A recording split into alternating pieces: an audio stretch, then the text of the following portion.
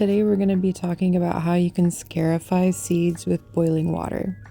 Today I will be doing Bush's Poppy Mallow, Purple Poppy Mallow, and Fragrant Sumac. If you look at the bottom of the packet here, you'll see information on the stratification code and how tall the plant gets, etc. So here are all the different seeds. It's kind of fun to see how different they all look. First, you'll want to boil some water. And while we're waiting for that water to boil, I got these seeds from Prairie Moon. Prairie Moon is awesome and I highly recommend you check them out. So once your water is boiling, you're going to take out a little bit and pour it over each species of seed.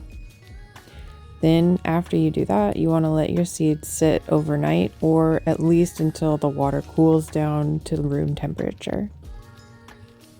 Then once your water has cooled and the seeds have sat for a little bit, you can stratify them however you decide to. So the couple of ways that I do it is I will put them into labeled pots and then place them outside to experience the freeze-thaw cycle of the winter. Or another way that I do it is that I will pack them into jars with a damp media, such as coconut coir, and more on that in a later video. Thank you for joining us today, and stay tuned for more.